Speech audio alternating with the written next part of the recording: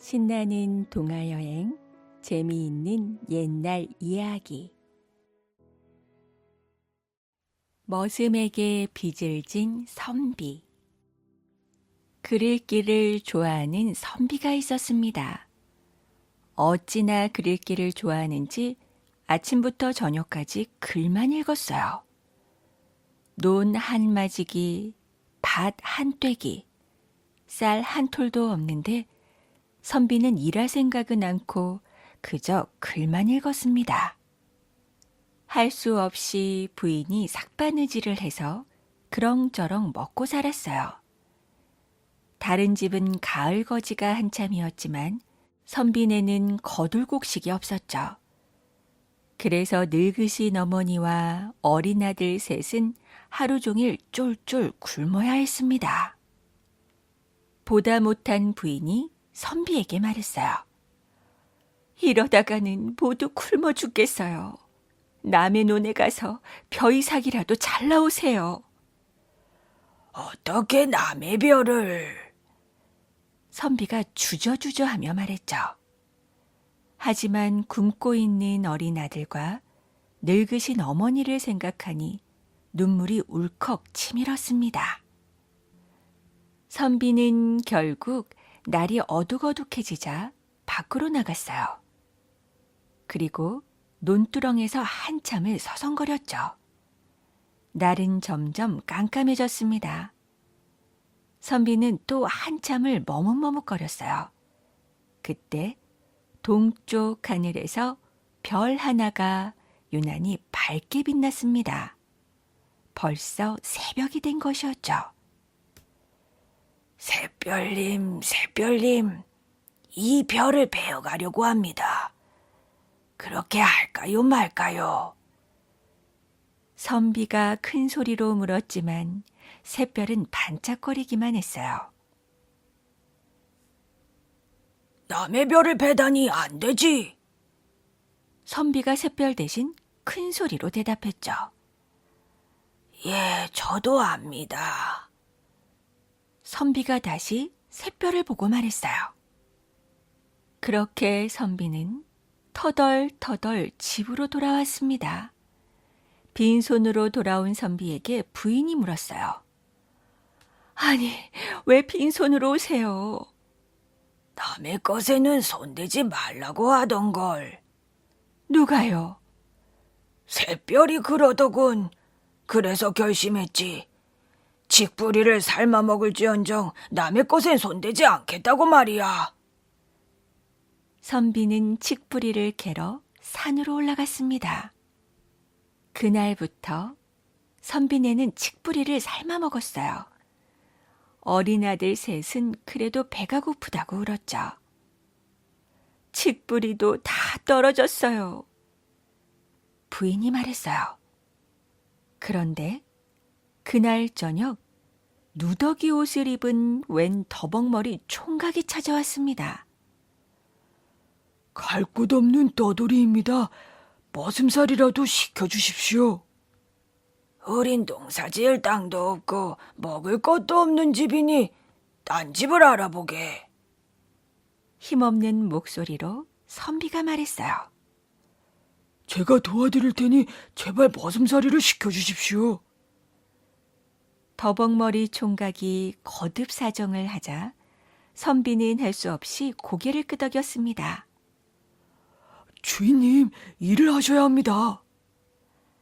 나는 글만 있는 선비라서 일하는 법을 모르네. 모르시면 배우셔야죠. 제가 가르쳐드리겠습니다. 다음 날 선비는 머슴을 따라 가을 거지하는 집으로 갔습니다. 썩걱썩걱 벼를 베고 탈탈 벼를 털고 차곡차곡 벼단을 쌓았어요. 밤 늦게까지 등이 휘어지도록 일을 했죠. 선비와 머슴은 품삯으로 벼 2어대를 받았습니다. 그래서 오랜만에 온 식구가 옹기종기 둘러앉아 모락모락 김이 나는 맛있는 밥을 먹었어요.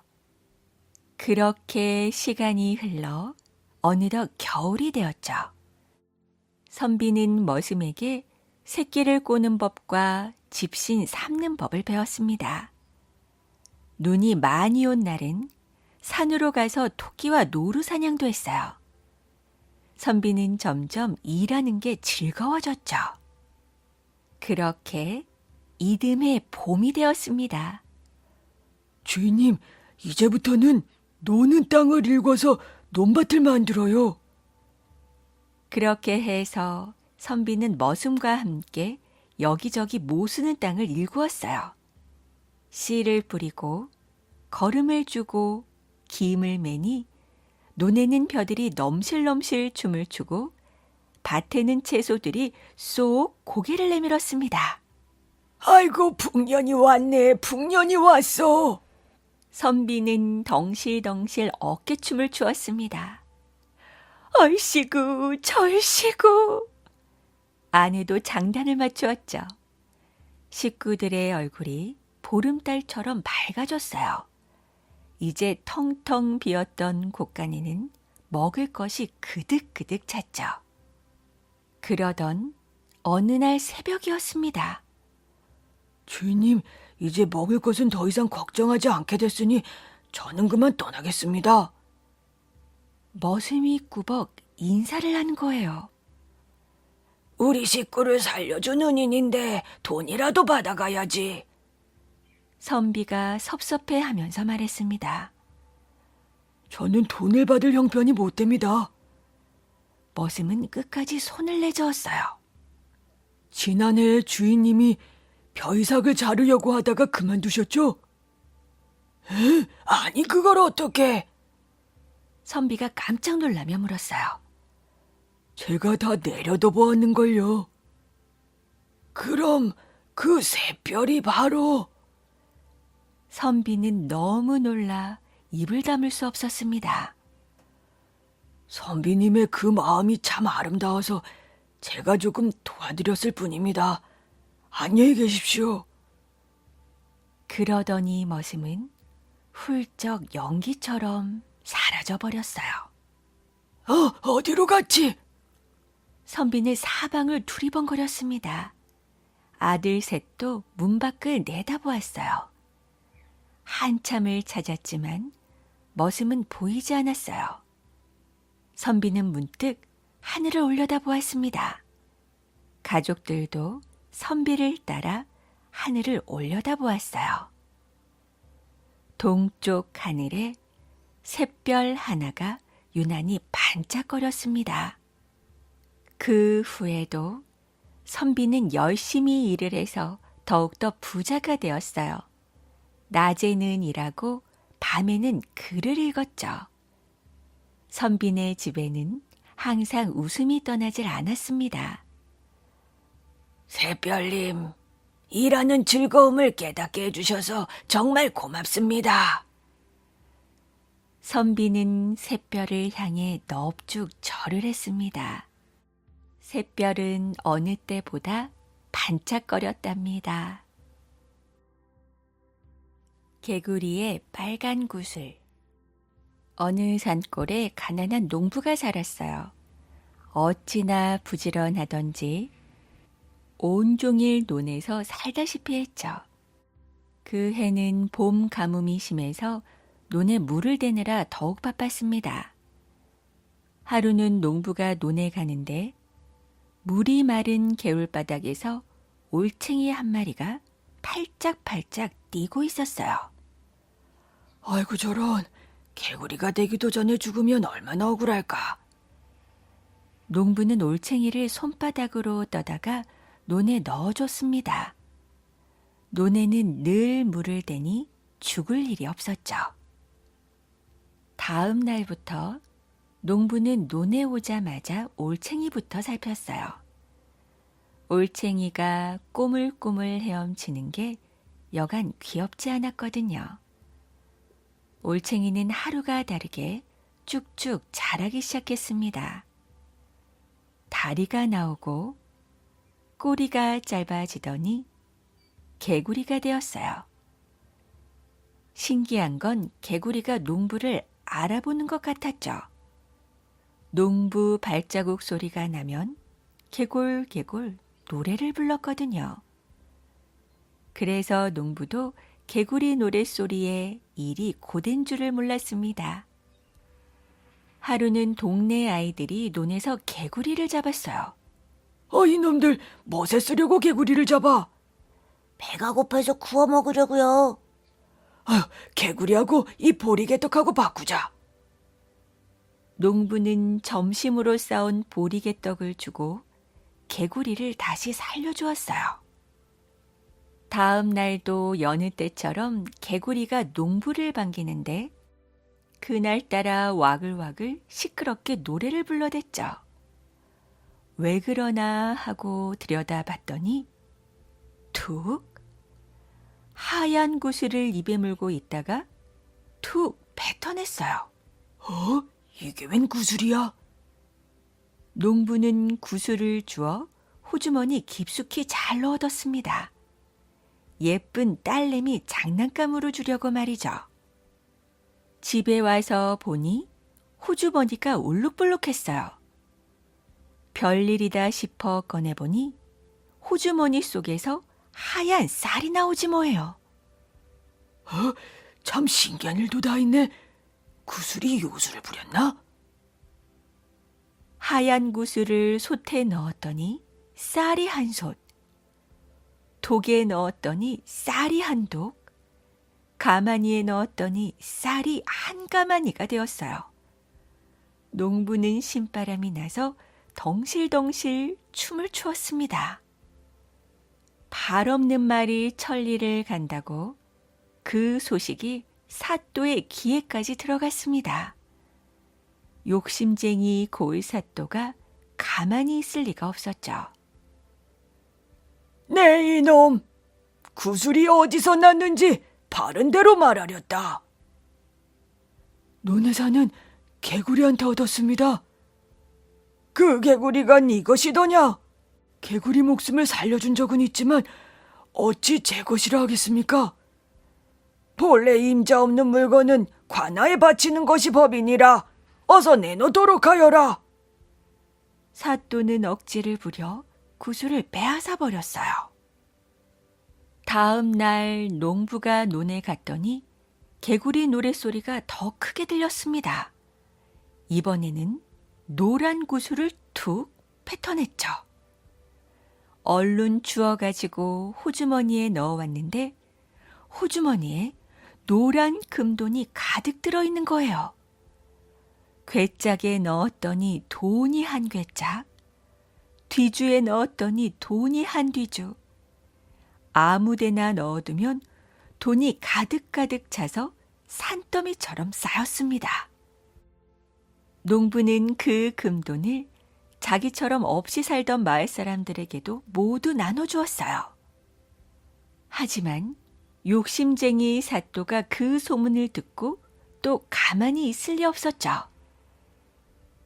그 농부를 당장 잡아들여라. 고얀 놈, 임자 없는 구슬을 얻었으면 냉큼 관아에 바치지 않고 뭐 했느냐? 그렇게 해서 노란 구슬도 어이없이 빼앗겨버리고 말았어요. 그 다음 날 이번에는 개구리가 빨간 구슬을 툭 뱉어냈습니다. 농부는 그걸 주워가지고 곧바로 사또에게 갔어요. 또 빼앗길 텐데 미리 갖다 바치자 생각한 거였죠. 사또, 이번엔 빨간 구슬을 얻었습니다. 오냐, 처음부터 그렇게 했어야지. 욕심쟁이 사또는 웃음을 참고 점잔을 빼느라 애를 썼어요. 하얀 구슬, 노란 구슬을 빼앗고 빨간 구슬까지 얻었으니 나라님도 부럽지 않았죠. 하얀 구슬에선 쌀이 나오고 노란 구슬에선 금돈이 나왔으니 빨간 구슬에선 귀한 보물이 나올 거야. 깊은 우물에 넣으면 보물이 우물 가득 찰 거야. 욕심쟁이 사또는 구슬을 우물 속에 집어넣었습니다. 그런데 이게 어찌된 일일까요? 우물 속에서 우레같이 요란한 소리가 나고 콩 튀듯 팥 튀듯 시커먼 것들이 우당탕 튀어나왔어요. 바로 그건 개구리들이었죠. 끊임없이 하염없이 튀어나온 개구리들이 눈 깜짝할 새 온 관아를 뒤덮어버렸습니다. 사또는 걸음아 날 살려라 도망을 가버렸죠. 농부는 어찌 되었냐고요? 부지런하고 인정 많은 사람이니 행복하게 잘 살았죠. 한편 그 많은 개구리들은 천지사방 들판에서 뛰어노느라 살판이 났답니다. 도깨비가 준 선물.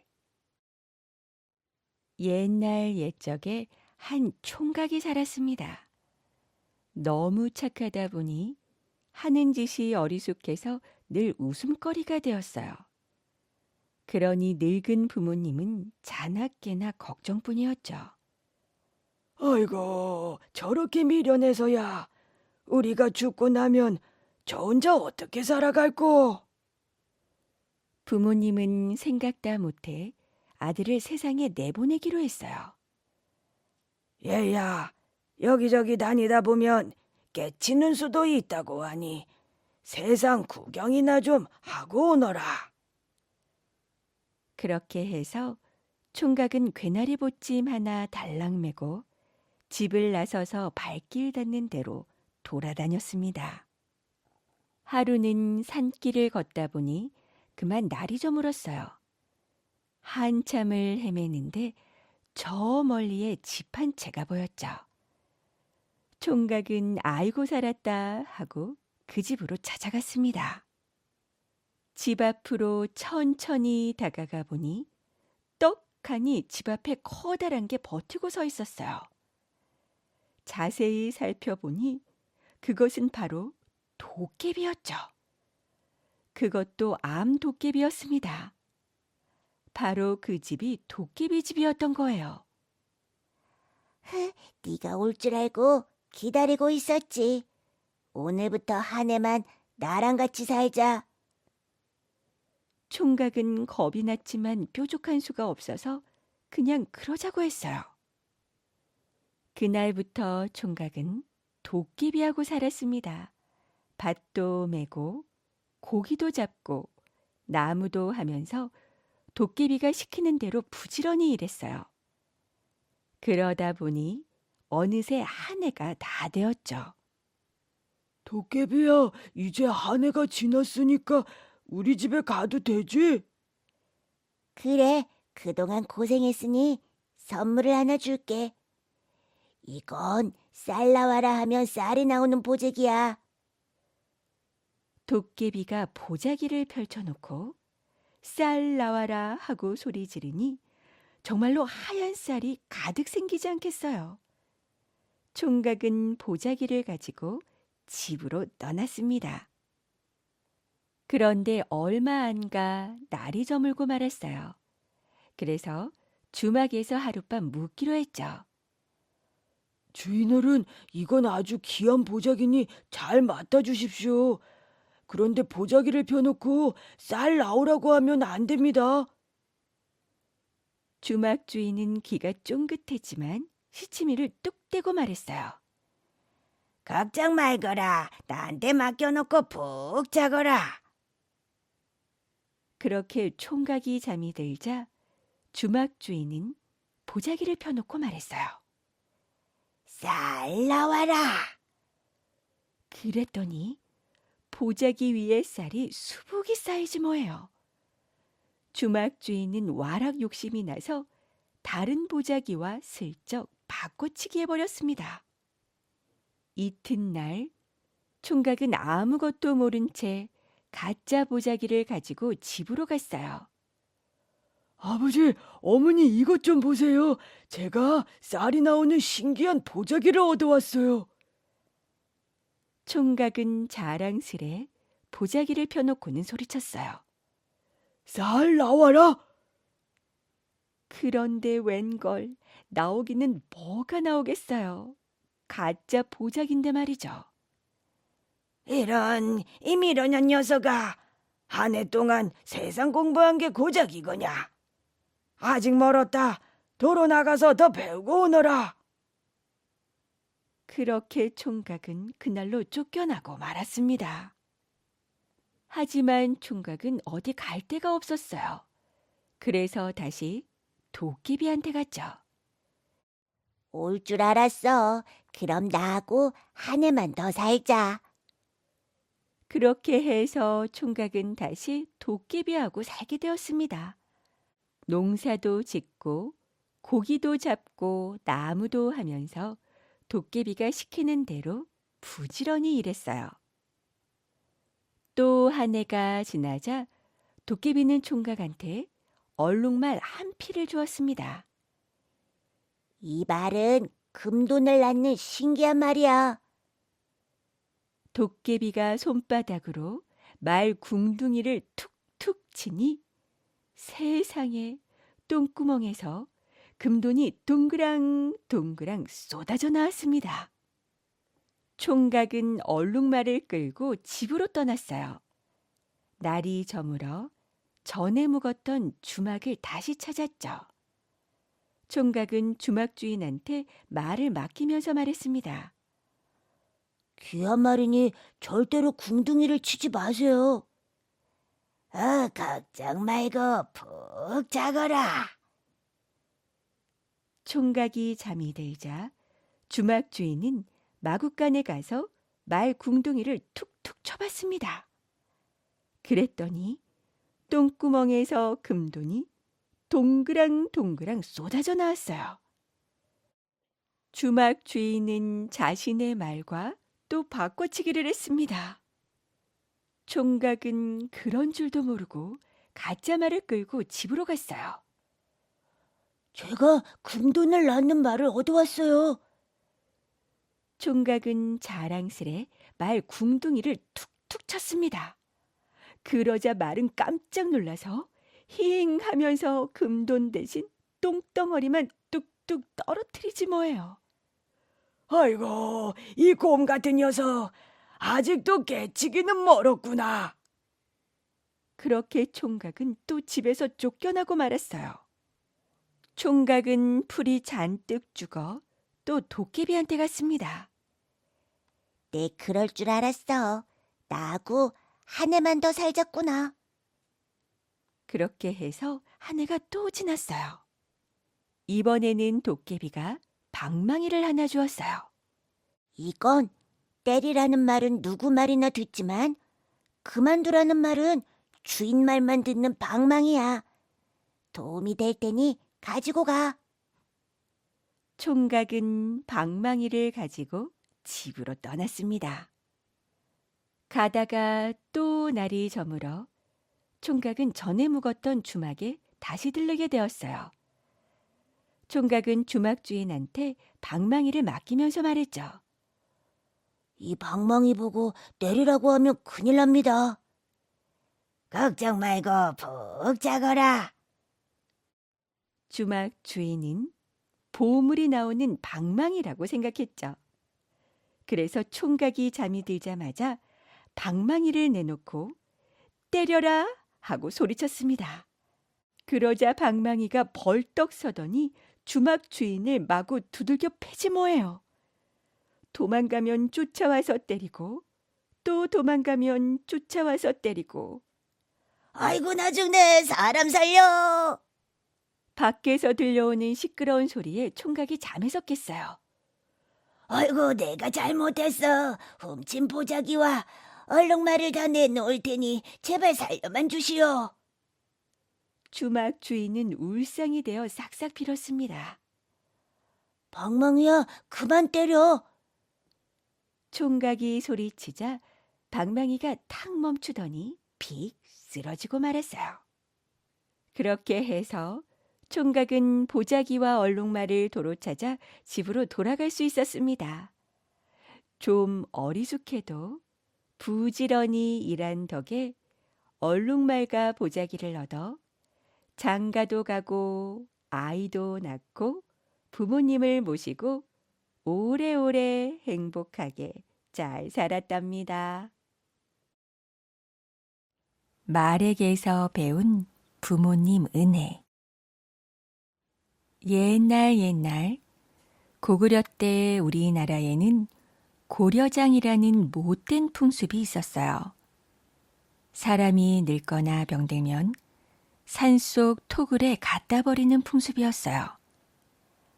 그러다가 죽으면 장사 지내는 것이었죠. 그 당시 높은 벼슬에 있는 박정승이라는 사람이 살았습니다. 그는 효성이 지극한 효자였어요. 그런데 어머니가 늙어서 산속 토굴에 갖다 버릴 때가 되었죠. 하지만 박정승은 그렇게 할 수가 없었습니다. 무슨 좋은 수가 없을까?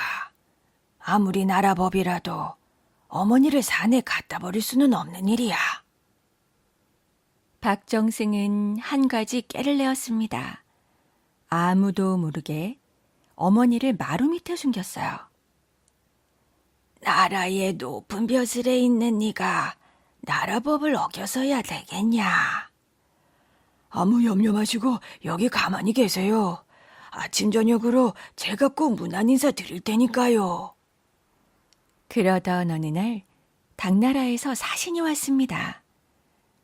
당나라 사신은 자기 나라가 큰 나라라고 소리쳤어요. 그리고는 고구려를 골탕 먹이기 위해서 지혜를 겨루자고 청하였죠. 고구려 같은 나라에 지혜로운 사람이 있을 리가 없지. 어디 한번 지혜를 겨루어 봅시다. 고구려로서는 거절할 수가 없었습니다. 거절하면 나라의 체면이 말이 아니었기 때문이었어요. 당나라 사신은 똑같이 생긴 말 2마리를 가져왔어요.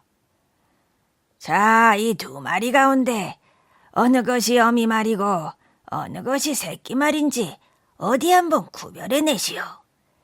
기간은 열흘을 주겠소. 큰일이었습니다.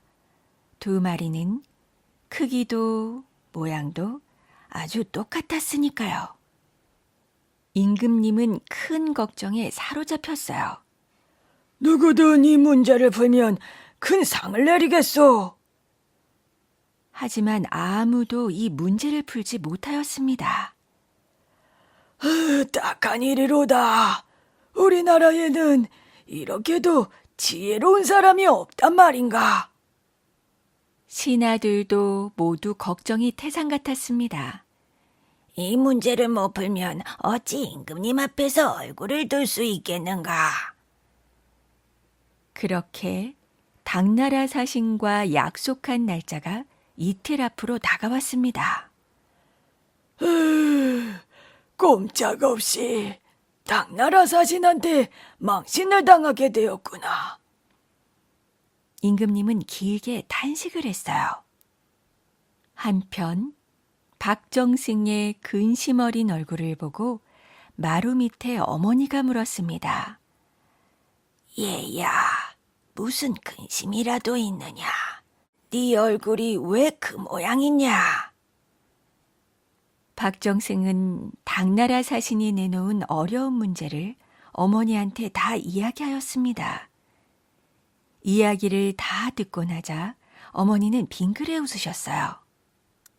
어려운 문제도 아닌 것을 걱정을 하였구나.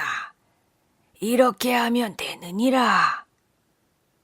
어머니는 박정승한테 어미말과 새끼말을 구별하는 방법을 말하여 주었습니다. 박정승은 그 길로 대궐로 들어갔어요. 임금님, 좋은 생각이 있습니다. 내일 당나라 사신을 들어오라고 하십시오. 정말 장한 일이요. 임금님은 몹시 기뻐하였어요. 이튿날 당나라 사신이 대궐로 들어왔어요. 을에 못 풀었으려니 하고 당나라 사신은 아주 거만하게 임금님과 신하를 둘러보았죠. 제가 말씀드리기 전에 어느 쪽이 어미 말이고 어느 쪽이 새끼 말인지 종이에 써가지고 안 보이게 손에 쥐고 계십시오. 그렇게 안 하면 간교한 당나라 사신은 박정승이 답을 맞추었다 하여도 아니라고 우길지도 모를 일이었으니까요. 그렇게 해서 당나라 사신은 하라는 대로 했습니다. 박정승은 하인을 시켜 여물을 삼태기에 가득 담아오도록 하였어요. 그러고는 그 여물을 2마리 말 앞에 가져다 놓았죠. 한 마리는 대뜸 달려들어 막 먹어대는데 한 마리는 입맛만 다시고 있었습니다. 한 마리가 배부르게 먹고 물러나자 그제서야 다른 한 마리가 먹기 시작하였어요. 자, 어서 말해보시오. 어느 것이 어미 말이고 어느 것이 새끼 말이요? 당나라 사신의 얼굴에는 아직도 깔보는 듯한 웃음이 사라지지 않았습니다. 여물을 먼저 먹은 말이 새끼 말이고 뒤에 먹은 말이 어미 말입니다. 순간 사신의 얼굴빛이 변하였습니다. 고구려에는 지혜로운 사람이 많다더니 그 말이 맞구나. 사신은 탐복하면서 손을 펴 보였어요. 박정승이 맞춘 것이었습니다. 임금님은 기뻐하면서 많은 상을 내리려고 하였어요. 바로 그때 박정승은 사양하며 말하였습니다. 제게 이 지혜를 가르쳐 주신 분은 어머님입니다. 저는 나라 법을 어기면서 어머님을 마루 밑에 숨겨두었습니다. 말도 저토록 제 새끼를 생각하는데 하물며 사람이야 어떠하겠습니까? 부디 고려장 제도를 없애주십시오. 이리하여 임금님은 명령을 내려 그날부터 고려장 제도를 없앴습니다. 그렇게 해서 박정승은 어머니를 모시고 오래도록 행복하게 잘 살았답니다. 까마귀와 까치머리가 벗겨진 이유. 하늘나라에는 언제나 아름다운 꽃이 가득 피어 있었어요. 새들은 제각기 즐겁게 노래를 불렀습니다. 그런 가운데 선녀들은 구름을 타고 이리저리 돌아다니며 재미있게 놀고 있었죠. 이 하늘나라를 다스리는 임금님에게 마음씨 착하고 얼굴도 예쁜 딸이 하나 있었어요. 이름이 직녀였죠. 직녀는 배 짜는 여자라는 뜻이었습니다. 유달리 배를 곱고 튼튼하게 잘 짜기 때문에 붙여진 이름이었어요. 임금님은 이런 직녀를 무척 사랑했습니다. 오늘도 직녀는 열심히 배를 짜고 있었어요. 그때 임금님이 직녀를 보기 위해 배 짜는 방으로 오셨습니다. 직녀야, 배를 짜고 있었구나. 참으로 기특하도다. 아바마마, 옷을 만들 배를 짜니 배 짜는 것이 더욱 즐겁사옵니다. 직녀는 방긋 웃으며 말했습니다. 직녀를 바라보는 임금님의 얼굴에는 흐뭇한 미소가 어려 있었어요. 직녀도 이제 나이가 찼으니 좋은 신랑감을 구해서 시집을 보내야 할 텐데. 임금님은 직녀의 신랑감으로 어떤 사람이 가장 적당할지 곰곰이 생각해 보았어요. 그러던 어느 날 임금님은 신하들을 불러 모아 의논을 했죠. 직녀를 시집 보내려고 하는데 마땅한 신랑감이 없겠느냐? 그러자 늙은 신하가 말했습니다. 상감마마, 저 이웃의 별나라에 견우라는 훌륭한 청년이 있다는데 어렸을 때부터 소를 좋아해서 늘 소를 몰고 다녔기에 견우라는 이름이 붙었다고 합니다. 그 청년은 몸이 튼튼한 데다 마음씨도 착하다고 합니다. 견우는 소를 모는 사람이라는 뜻이었어요. 신하의 말을 들은 임금님은 만족해서 견우를 데리고 와보라고 일렀죠. 그리하여 견우는 하늘나라 임금님 앞에 불려오게 되었습니다. 그대가 견우인가? 그럼이다, 상감마마. 임금님은 훤칠한 키에 얼굴도 잘생긴 견우가 첫눈에 마음에 들었어요. 과연 듣던 대로 훌륭한 청년이로구나. 이렇게 부른 것은 그대를 내 사위로 삼고자 해서인데 그대 생각은 어떠한가? 견우도 직녀에 대한 이야기는 들어 잘 알고 있었습니다. 아름답고 솜씨 좋은 직녀를 아내로 맡는 것은 너무 기쁜 일이었어요. 저를 사위로 삼아주신다면 저로선 더없는 영광이옵니다. 직녀도 견우와 혼인하게 되었다는 말을 듣고 너무도 기뻤죠. 직녀 역시 견우를 칭찬하는 소리를 듣고 남몰래 호감을 가지고 있었던 것입니다. 마침내 견우와 직녀의 혼인날이 되었어요. 신랑 신부 차림을 한 견우와 직녀는 참으로 잘 어울리는 한 쌍이었습니다. 신랑이 정말 잘생겼어. 신부는 또 어떻고 어떤 꽃도 저만큼 아름답지는 않을 거야. 선녀들이 소근거렸습니다. 임금님을 비롯해서 모든 신하들과 백성들은 견우와 직녀를 진심으로 축복해주며 즐거워했어요. 임금님은 신하들에게 궁궐 안에 아담한 집을 마련하라고 일렀습니다. 이윽고 집이 다 지어지자 임금님은 견우와 직녀를 그곳에서 살게 했어요. 견우와 직녀는 하루하루 시간 가는 것이 아까울 정도로 행복한 나날을 보냈죠. 두 사람은 날마다 소를 타고 경치 좋은 곳을 찾아 놀러 다녔습니다. 직녀, 오늘은 시원한 강가로 놀러 갑시다. 좋아요, 견우님. 노는 데만 정신이 팔린 두 사람은 소가 임금님이 아끼는 꽃밭을 짓밟아도 밭에 들어가 마구 채소를 뜯어먹어도 아랑곳하지 않았어요. 그런데 견우와 직녀가 일을 하지 않고 놀러만 다닌다는 소문이 임금님의 귀에까지 들어갔습니다. 임금님은 크게 화를 냈어요. 여봐라, 견우와 직녀가 지금 뭘 하고 있는지 말해보아라. 임금님은 한 신하를 불러 물었습니다. 아래옵기 왕송하오나 둘이서 소를 타고 강가로 놀러 갔다 옵니다. 이런 고향 것들이 있나? 일은 안 하고 놀러만 다닌다는 소문이 사실이었구나. 내 이 녀석들을.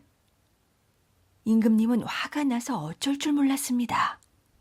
두 분께서 아직 혼인한 지 얼마 안 되어 그런 모양이니 좀 더 두고 보시는 것이 어떨까옵니다만. 신하가 견우와 직녀를 위해 말했어요. 그렇다면 내 이번에만 참으리라. 임금님은 간신히 화를 참고 말했죠. 다음 날 임금님은 직녀를 불러 말했어요. 다름이 아니라 내가 어디 갈 데가 있어서 새 옷이 필요하게 되었다. 그러니 내일까지 배를 짜놓도록 하여라. 네, 아바마마, 분부대로 하겠사옵니다. 직녀는 집으로 돌아와 임금님의 분부대로 곧 배를 짜기 시작했어요. 견우와 놀고 싶은 생각이 간절했지만 임금님의 명을 거역할 수는 없었죠. 이렇게 되자 혼자 남은 견우는 심심해서 견딜 수가 없었죠. 견우는 안절부절 못하다 배를 짜고 있는 직녀에게로 갔어요. 이 좋은 날 배만 짜고 있을 거요. 배 짜는 일은 다른 선녀에게 시키고 나와 놀러 갑시다. 안 돼요. 오늘 다 짜야 돼요. 그러지 말고 갑시다. 견우는 직녀의 팔을 잡아 끌며 졸라댔어요. 마침내 직녀는 놀고 싶은 마음을 이기지 못해 배 짜던 것을 내버려 두고 견우를 따라 나섰습니다. 견우와 직녀는 소를 타고 좋아라 하며 산으로 놀러 갔죠. 이 소식을 들은 임금님은 불같이 노했어요. 이런 괘씸한 일이 있나? 이번에는 도저히 용서할 수가 없다. 여봐라, 어서 가서 견우와 직녀를 잡아다 내 앞에 대령시키거라. 잠시 후 견우와 직녀가 임금님 앞에 불려왔습니다. 너희는 어찌하여 내 뜻을 어기고 놀러 갔느냐? 임금님의 호통에 견우와 직녀는 아무 말도 못하고 고개를 푹 숙였어요. 지금부터 내가 하는 말을 듣고 그대로 따르도록 하여라. 너희가 날로 점잖지 못한 행실을 보이게 된 것은 둘이 함께 있기 때문인 듯하구나. 그러니 당장 견우는 동쪽으로, 직녀는 서쪽으로 가서 살도록 하라. 직녀는 견우와 헤어져 살라는 소리에 깜짝 놀라 떨리는 목소리로 애원했습니다. 아바마마, 제발 그 말씀만은 거두어 주시옵소서. 저희들은 서로 떨어져 살 수 없사옵니다. 널리 용서하옵소서. 하지만 임금님의 화는 좀처럼 누그러지지 않았어요. 듣기 싫다. 여러 말 하지 말고 어서 내 말대로 하도록 하여라. 임금님의 명령에 따라 신하들이 두 사람을 떼어놓았어요. 견우와 직녀는 서로 부둥켜 안고 울었죠. 아바마마, 용서해 주시옵소서. 제발 저희들을 함께 살게 해주세요. 직녀는 다시 한번 애원했어요. 어서 내쫓지 않고 뭐들 하느냐? 그리하여 견우와 직녀는 눈물을 흘리며 견우는 동쪽 나라로, 직녀는 서쪽 나라로 귀양을 가게 됐습니다. 사실 임금님도 그토록 사랑하던 직녀를 멀리 떠나보내고 나니 몹시 마음이 아팠어요. 임금님은 고민 끝에 한 가지 좋은 생각을 해냈죠. 서로 그대로 헤어져 있게 하는 것은 좀 안 됐으니 1년에 한 번씩만 만나게 해주도록 하지. 그래서 견우와 직녀는 1년에 한 번, 곧 7월 칠성날 은하수를 사이에 두고 만나볼 수 있게 되었습니다. 사랑하는 두 사람이 1년에 한 번만 만난다는 것은 너무 아쉬웠지만 그나마도 아예 못 만나는 것보다는 나았으니까요. 동쪽 나라로 간 견우는 직녀와 소를 타고 즐겁게 놀던 일을 생각하며 7월 칠성날을 기다렸어요. 지금쯤 직녀는 뭘 하고 있을까? 견우의 눈에 눈물이 글썽거렸습니다. 직녀 역시 서쪽 나라에서 견우를 그리며 눈물 짓고 있었어요. 견우님 지금 어떻게 지내실까? 이렇게 될 줄 알았으면 아바마마의 말씀대로 열심히 배를 짤 것. 보고 싶은 견우님, 어서 빨리 날짜가 지나가서 견우님을 만날 수 있는 7월 칠성날이 되었으면 좋겠어. 견우와 함께 꽃핀 들길을 놀아다니며 놀던 일, 손을 잡고 강가를 거닐던 일, 생각하면 하나같이 그리운 일들 뿐이었어요. 견우님도 이만큼 나를 그리워하고 계실까? 직녀는 수많은 생각 속에 외롭고 괴로운 나날을 보냈습니다. 마침내 견우와 직녀가 기다리고 기다리던 7월 칠성날이 되었어요. 날이 새자 견우는 은하수를 향하여 달렸죠. 직녀도 곱게 몸단장을 하고 두근거리는 가슴으로 급히 달려갔습니다. 그동안 얼마나 변하셨을까? 할 얘기가 너무 많은데 무슨 말부터 해야 할까? 하지만 은하수 강가에 도착한 두 사람은 맥이 풀렸어요. 은하수는 깊고 넓은 강이어서 나룻배가 없으면 건널 수가 없었죠. 두 사람은 양쪽 강가에 서서 하염없이 눈물만 흘렸습니다. 그러자 큰일이 일어났어요. 두 사람의 눈물로 은하수가 넘쳐 흘렀죠. 번쩍번쩍 번개가 치더니 요란한 천둥 소리가 났습니다. 뒤이어 땅에는 장대 같은 비가 쏟아져 내리기 시작했어요. 홍수가 난 것이죠. 이게 웬일이야? 갑자기 이렇게 비가 많이 쏟아지다니. 하늘나라에서 무슨 일이 생겼나? 사람들은 제각기 홍수를 피해 높은 산 위로 올라갔습니다. 집은 무너져 내리고 가축들이 세간사리에 섞여 떠내려갔어요. 그칠 줄 모르고 줄기차게 쏟아진 비로 사람들은 거의 다 집을 잃었습니다. 날짐승과 길짐승들도 보금자리를 잃었죠. 비가 그친 후 날짐승과 길짐승이 한자리에 모여서 의논을 했어요. 하늘나라의 견우와 직녀가 은하수를 건너지 못해 흘린 눈물이 비가 되었으니 그걸 미리 막으려면 두 사람을 만나게 해주는 수밖에 없어. 호랑이가 말했죠. 해마다 이러다간 땅에는 아무것도 남지 않을 거야. 까치가 걱정스러운 표정으로 말했어요. 그러게 말이야. 무슨 좋은 방법이 없을까? 오랜 시간 회의를 한 끝에 하늘 높이 날아오를 수 있는 까치와 까마귀가 7월 칠성날 하늘나라로 올라가 은하수의 다리를 놓아주기로 결정되었습니다.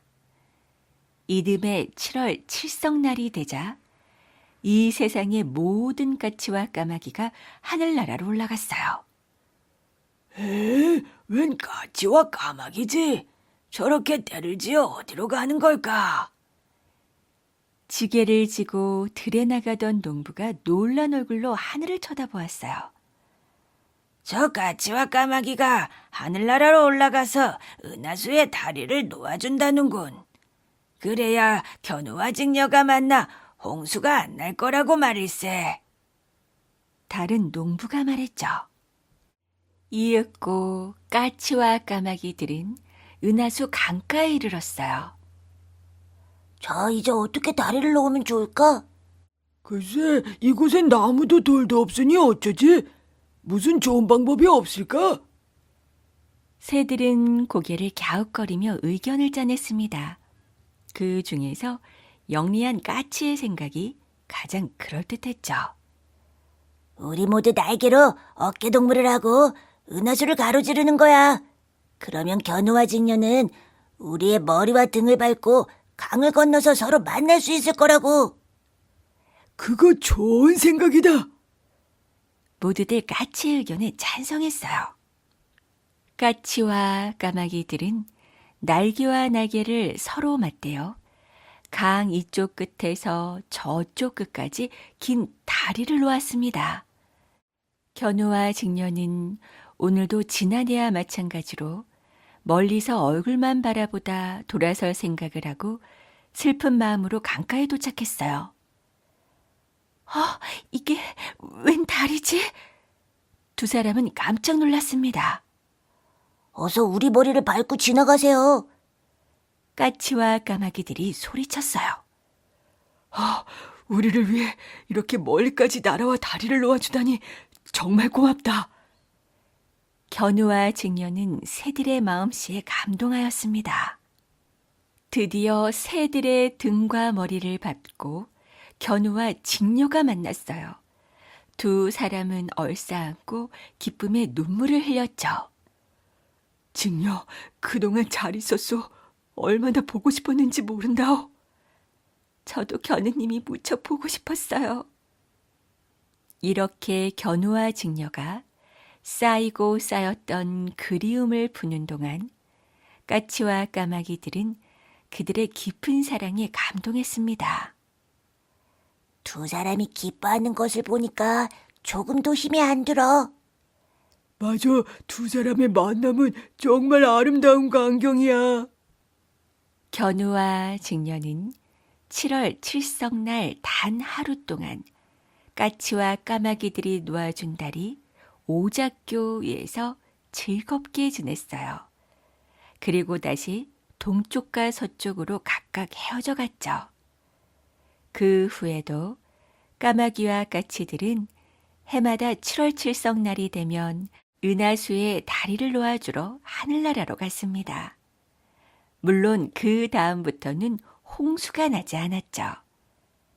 그래도 비가 조금씩은 내리는데 그것은 오랜만에 만나는 견우와 직녀의 반가움의 눈물이었대요. 지금도 7월 7석이 지나고 나면 까치와 까마귀의 머리가 벗겨지는데 견우와 직녀가 그 위를 밟고 지나가기 때문이라고 전해진답니다.